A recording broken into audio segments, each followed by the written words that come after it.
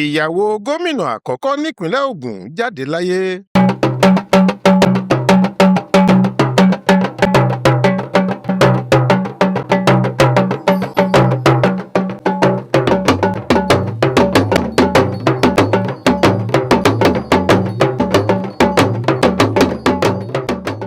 Abilékọ Lucia Onabanjo tí í ṣe ìyàwó gómìnà àkọ́kọ́ lásìkò ìjọba alágbádá ìyẹn olóògbé olóyè Olabisi Onabanjo ti jáde láyé lẹ́ni ọgọ́rùn-ún ọdún 100 years.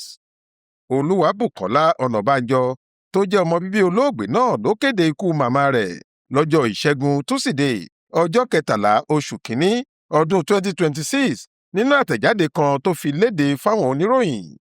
Àtẹ̀jáde náà fìdí rẹ̀ múlẹ̀ pé ọjọ́ ajé Monday ọjọ́ 12 oṣù kínní yìí ni màmá wọn mí èémí ìkẹyìn lẹ́yìn àìsàn tó tàn mọ́ ọjọ́ ogbó kùjọ́kùjọ́.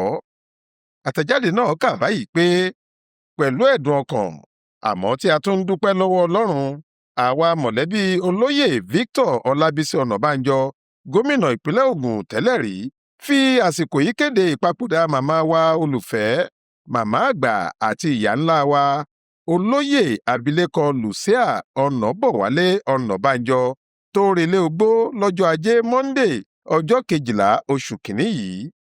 A ṣọpẹ́ sí Ọlọ́run fún ìgbé ayé rere àti ẹ̀mí gígùn tó fi jíǹkí màmá, a sì mọyì ẹ̀mí ìfẹ́, okun àti ìgbàgbọ́ tí màmá fi àpẹẹrẹ rẹ̀ lélẹ̀ fún wa. Kí Ọlọ́run tẹ́ ẹ̀mí rẹ̀ sí afẹ́fẹ́ rere. Ẹni ọgọ́rùn-ún ọdún ni màmá arúgbó yìí.